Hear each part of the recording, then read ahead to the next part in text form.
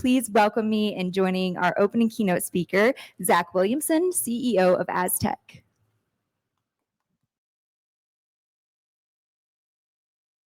Hello. Good morning, everybody, and happy Friday. Yes, thanks for having me on. I think really excited by what House of ZK is putting together. I think ZK is going to eat the world, and as part of that, privacy is going to be the missing link. So what am I here to talk about? Okay, so I want to ask the audience, all 10 of you, a question. How has 2025 been going for you? And how do you feel about the fact that Trump coin is only a month ago? Because for me, it feels like a year. It's been an interesting time in Web3, right? You know, we've had celebrity meme coins like Trump, Milei, Kanye West, and a lot of hacks like Bybit, you know, giving $1 billion to North Korea. It's some interesting vibes, and I feel like one of the problems that we have in this space is that we are struggling to interact with creating real-world systems with Web3 and touching people's lives in a meaningful way. And one of the challenging things that I think is becoming pretty apparent to everybody is that the information age we live in has some deeply problematic downsides. You know, with the rise of the internet, you know, generally it's been an overwhelming net positive for humanity. You know, we live in a world where we have access to the entirety of the whole set of human knowledge at the touch of our fingers. You know, where we can just look up anything we want. We can interact and communicate with people all over the globe. You know, Web3 is a perfect example of this, where the entire industry is completely remote and distributed across the planet. You know, this is rare. If you think about the computing revolution, home computing revolution in the 1980s, or the late 1970s, with the rise of Apple and Microsoft, you know, if you were not present in a very specific part of San Francisco in that time, you didn't really have much of a chance of making an impact in that emerging industry, because you needed to be part of a physical scene, you know, located in Silicon Valley.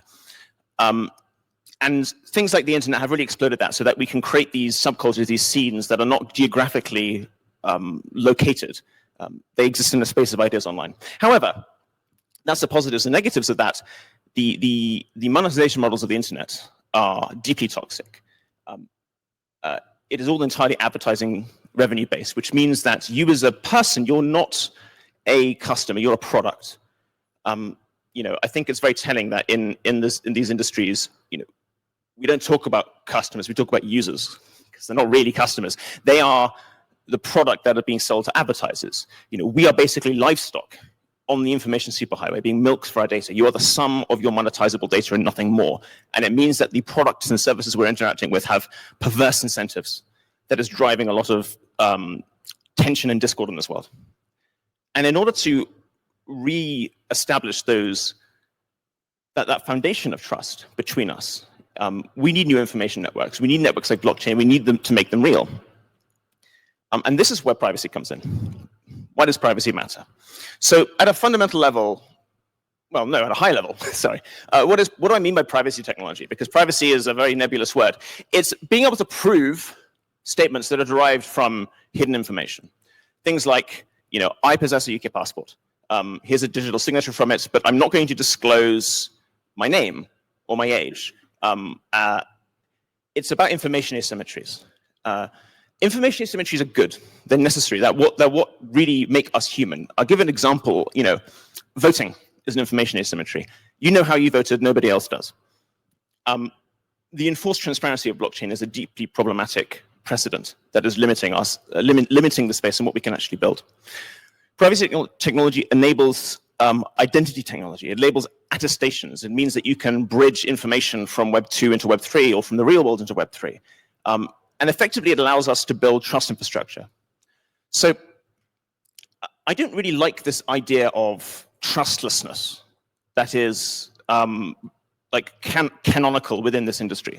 The idea that we don't need to trust each other anymore when we were interacting with on-chain blockchain systems. I think the problem with that is that when you want to talk to the real world, we are all bound by networks of obligation and responsibility towards each other. And the goal isn't to not need to trust anybody. The goal, in my mind, is to rapidly make it much easier to trust people. Is to enable counterparties to rapidly build trust between each other by knowing that, by establishing that people are acting honestly, by establishing that people are who they say they are, by establishing that their intents are genuine and sincere. It's not really about trustlessness, in my opinion. And so that's a rough privacy, like what is privacy, but why privacy? There's two ways of thinking about this. There's obviously the very values-based theme, which is extremely relevant. Privacy makes us human. What are we? We are. There's a difference between our public and our private selves. We are all wearing masks to some degree when we're interacting with public. We hide our insecurities, our pettiness that we can maybe feel internally, the paranoias. We hide our vulnerabilities because we fear becoming mocked or humiliated. A world with enforced transparency is a dystopian surveillance state. Privacy makes us human. But also, privacy has enormous amounts of economic value that could be contributing to this industry that is not. So Web3's fundamental value is only sourced from two locations. There's only two locations, in my opinion. There is the value of the economic value of consensus within a blockchain network, and there's the value of dollar-backed stablecoins.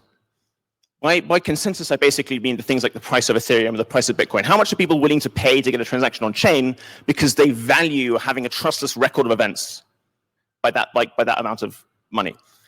And then there's dollar-backed stablecoins. But the thing is, that's it.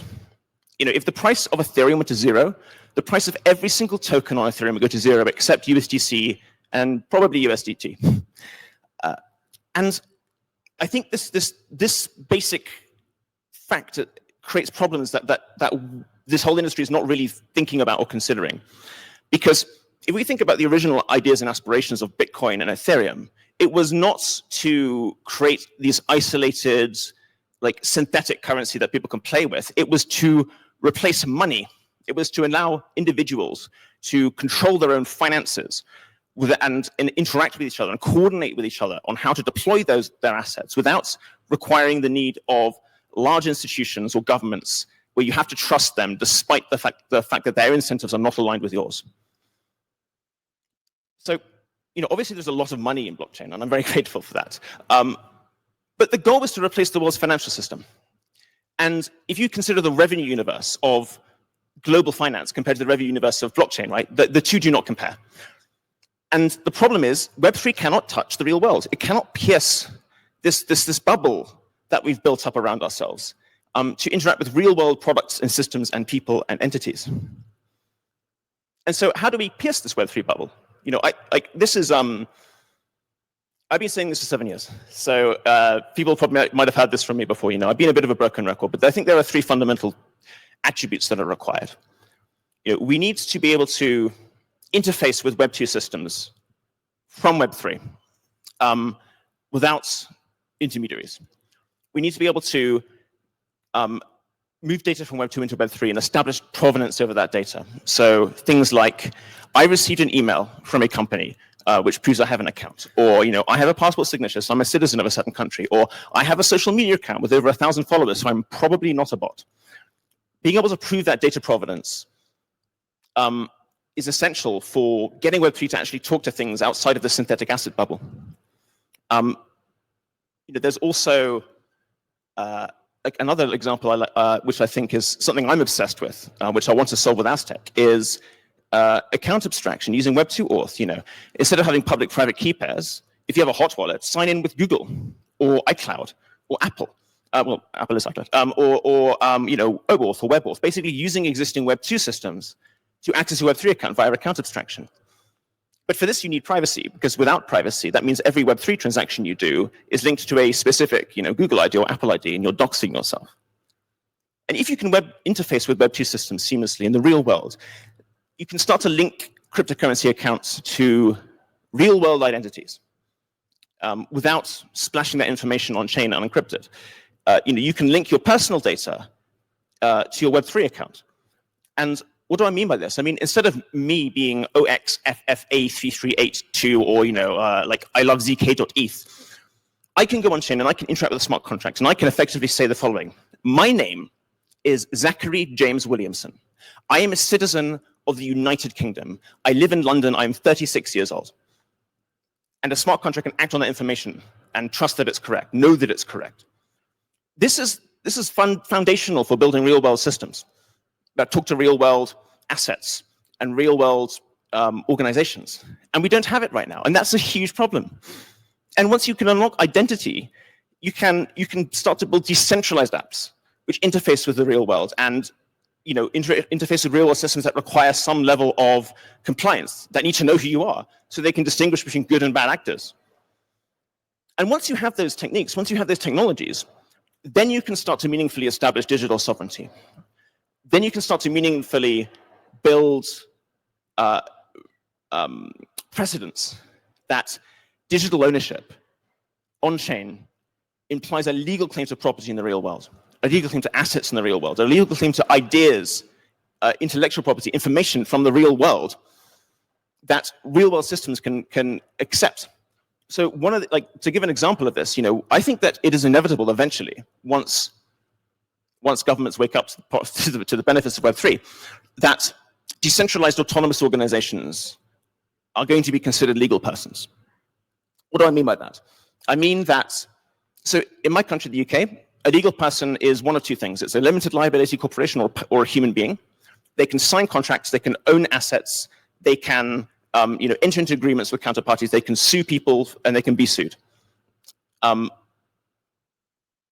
need that capability, and they will get it eventually. And that will explode at the design space of what you can do, because then it means that what are currently these relatively abstract systems that don't really work that well on chain, that don't really do that much, can actually become meaningful vehicles for individuals to coordinate on achieving shared goals. Step 3 is going to take a long time, no doubt, because that is not a technological problem, it's a regulatory problem. But without building systems which require digital sovereignty, without building compelling systems which interact with the real world and demonstrate legitimacy, this step will never be achieved, because otherwise we're just talking about abstract ideas, and regulators don't care about that. All 3 of these steps require privacy technology at a very fundamental level to be executed on. And privacy tech will bridge this divide. Just gives you one sec. I need a glass of water. My mouth is gumming up. Sorry. Can I? Yeah. That's better. That's better. Okay. Right. So privacy is also integrally linked to the concept of decentralization. I think one of the elephants in the room when it comes to layer 2s is none of them really are decentralized. Not really. Maybe there's a couple, but not really. I just go to L2 beat. And why is this? It's because they're not incentivized to decentralize. If you are a transparent layer 2, then your unique value proposition is, compared to Ethereum or other L2s, is you have transaction throughput, high throughput, low latency, low costs. Right? You can settle transactions cheaply, efficiently, quickly. And decentralization slows all of this down. If you decentralize that network and you no longer have centralized sequences, then things become more expensive, things become slower, latency increases. And right now the user base just cares about cost. They don't really care about abstract decentralization properties. And so there's no real economic incentive for L2s to decentralize. Now contrast that with Aztec. Aztec is launching day 1 decentralized. And that's not because I am some, decentralization maxi or hardcore ideologue. It's because we have to. Because the nature of what our network means that it cannot have a centralized controller. Think about the internet. If all of the internet's traffic went through servers hosted in one building, that would be slightly problematic. There would be lots of basically surveillance controls would be immediately placed upon the internet by nation states. So like privacy networks need to be decentralized. Not just at the network level, but at the application level. Because if you have a decentralized app which talks to the real world, talks to Web 2, that requires identity standards, requires understanding who you are. If you want to remain non-custodial, those identity standards must use ZK and privacy. As in, I as an application vendor, I cannot be responsible for like possessing the information that has validated your identity, because now I'm not really non-custodial anymore. But if I can get confidence in who you are, if I can get confidence that you've satisfied the compliance checks I need through permissionless zero-knowledge technology, then all I'm doing is I'm serving zero-knowledge proofs. I'm no longer the custodian of sensitive information. I'm not custodial anymore. And to remain composable, the data being proven needs to remain client-side. Because if I'm proving sensitive information about myself, and I'm not using ZK, I'm not using privacy, then that data needs to be held by a data custodian. And as soon as you build an application that requires a data custodian, you lose composability. Because now if I want to integrate your app into my application, I now need to cooperate with your data broker. And your data broker may not want to talk to me. They may not, I need to ask for permission. Imagine how would Ethereum have been successful if you had to email the Ethereum Foundation for permission to deploy a contract? Absolutely not. So in order to pierce the Web3 bubble, we need strong privacy technology, and that privacy technology must be decentralized. So how do we build this missing link? How do we get to an end state where we're not just in a bubble that contains synthetic coins and tokens and gambling and degeneracy? That's what I've been trying to do with Aztec for 7 years. And in my opinion, it's a pretty straightforward process. Step one, you need some kind of programming language that makes it easy to work with privacy primitives. We need an idiomatic way of writing computer programs that work over encrypted state, where the program execution is transformed into a zero-knowledge proof. I think this is something which is slightly not widely disseminated, is that it's not just about like wrapping your program in ZK. If you're working with privacy-preserving transaction architectures, the actual data that you're working with is represented in a fundamentally different way. You need to use the Bitcoin-style UTXOs. You need semantics, which make working with those and manipulating those easy and efficient. And that requires a lot of custom language semantics to make that easy. And that's what we've done with Noir. We've been building Noir for about 4 years now, and we have pre-released 1.0. I'll be talking about that more. And once you have your programming language to write smart contracts with, you can create a private blockchain, a distributed ledger with support for both regular smart contract semantics, but also privacy semantics, so that you can have a smart contract that calls another smart contract, that calls another smart contract, that calls another smart contract, and that all gets wrapped up into a single transaction executed atomically. This is extraordinarily difficult in this privacy environment because these transactions, these function calls, they're all zero-knowledge proofs. And so recursively kind of assembling these proofs together on a local client device in order to protect the user's secrets is very challenging. And that leads me to point 3, which is you need a very state-of-the-art cryptographic proving system or protocol that can execute all of these ideas performantly on consumer hardware without relying on delegating to third parties, so that the basic model of basic operational model of your blockchain is the secret information that your client is proving statements over. It stays with the client. It stays with the user. And so I want to talk a little bit about where Aztec is in 2025 now, and how far along we are into executing on these ideas.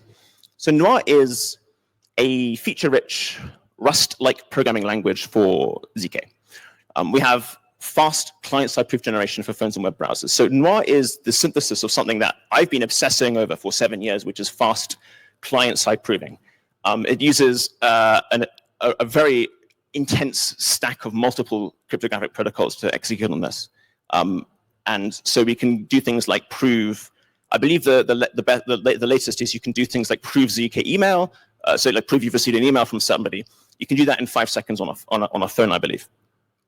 We have a pre-release of Noir 1.0, which I'm very excited about. And Noir has library support for most Web 2 cryptographic primitives. And this is very important because if you want to build systems which talk to the real world and talk to Web 2, that means that you need to take Web 2 cryptography and verify it within a ZK environment. So you need your Noir program to validate and execute Web 2 cryptography. And Web 2 cryptography is messy. It's this old, nasty stuff that's been around from like the late 90s and the 2000s, where it's not at all snark friendly. Anyone who's had experience with things like secure, like with digital signatures on phones and like the message formatting protocols that they use will know this. It's very, very messy, but we have support for this now. And one of the largest growing developer ecosystems in Web3. Just the language, like Aztec isn't even launched yet. Just the language itself is one of the fastest ecosystems because we designed Noir from the ground up to be agnostic to Aztec, to be a neutral language. What Noir does is it takes your program and it compiles it down to something we call ASIR. I think it's abstract circuit intermediate representation. It's like LLVM, but for ZK-friendly primitives. And the idea there is you take that ASIR, that IR, and you use a cryptography backend to compile it into a circuit. And which cryptography backend you use is not defined by Noir. You can use the one that Aztec has built, but you can build and use other backends. For example, WorldCoin is building a backend for Noir that uses completely different cryptographic primitives. And this platform agnosticism, I think, is very important because it means that you can have confidence. You can build with Noir with confidence that the language is not going to be like changed or modified or twisted in a way that will like benefit Aztec at the expense of everybody else, because it's a neutral platform.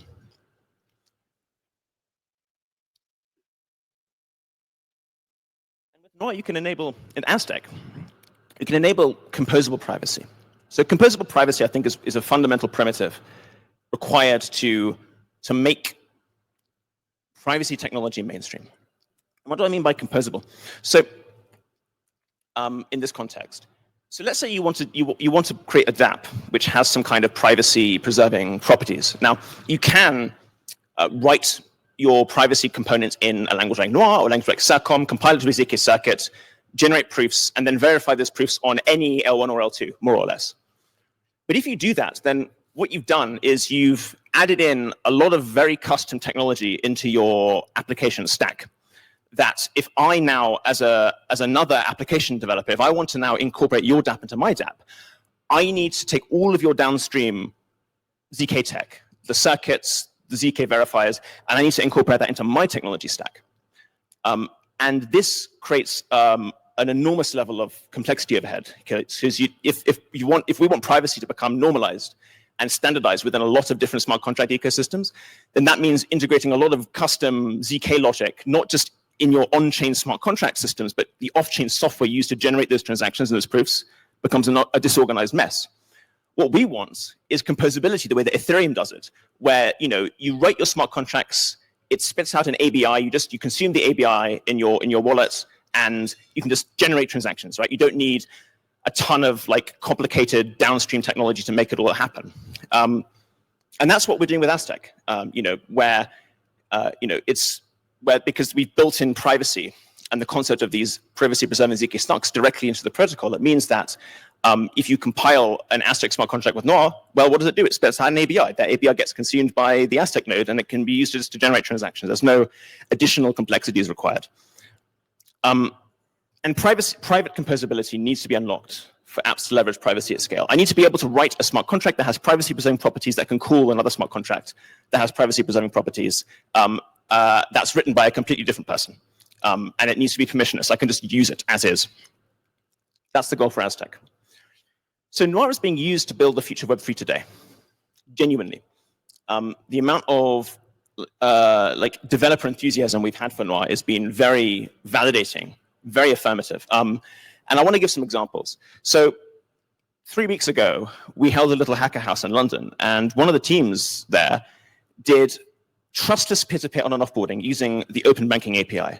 So this is something an API which exists in Europe. If you're a European bank, you need to expose an API that people can talk to initiate financial transactions from account holders.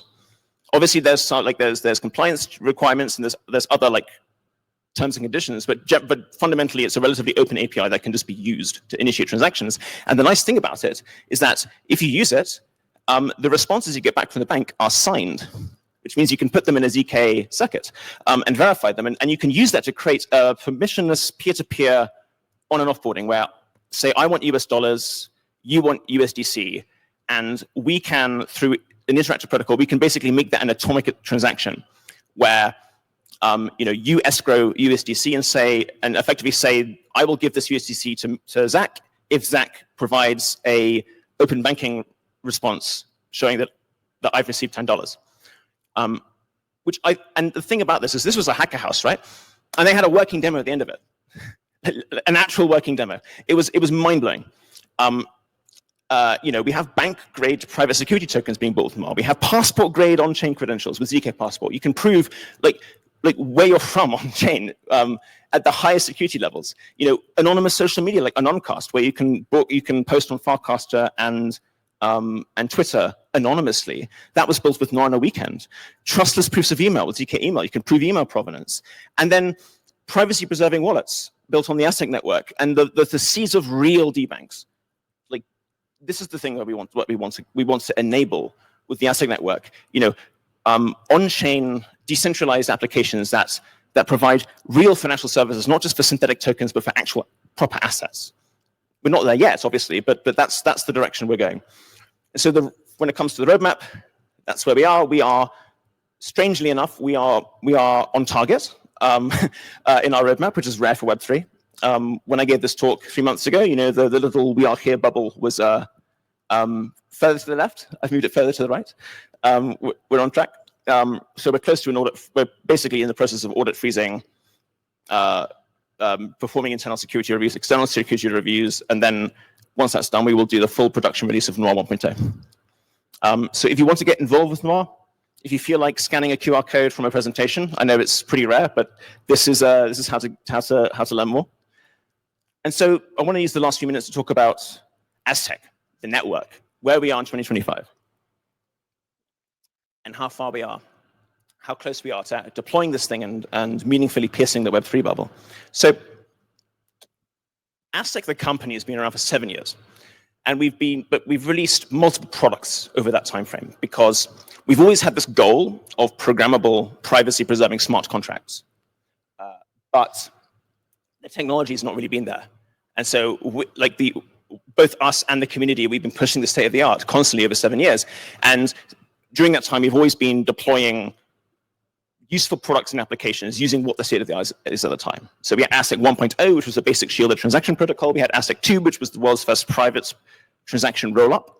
And then Aztec Connect, which was Aztec 2, but with DeFi capability. So you could interact with layer 1 DeFi on Ethereum via Aztec, where your identity was obscured.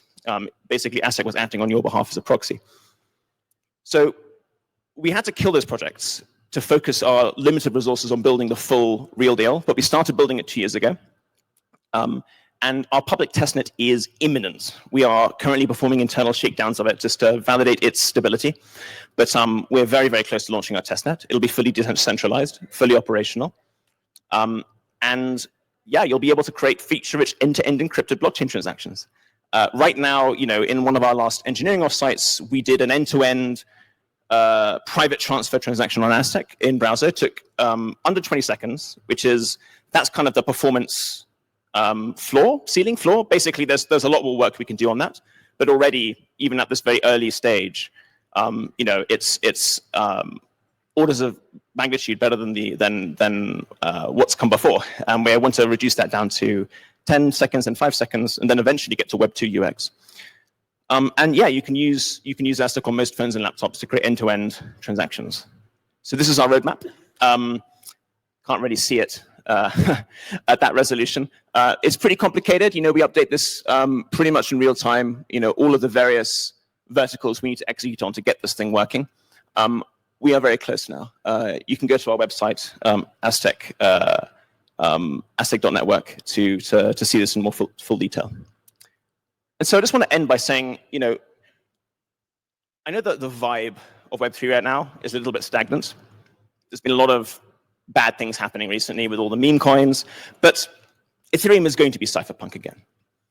These distributed privacy technologies, they're going to be used to develop useful systems and products and protocols that will increase human autonomy and agency. I genuinely mean that.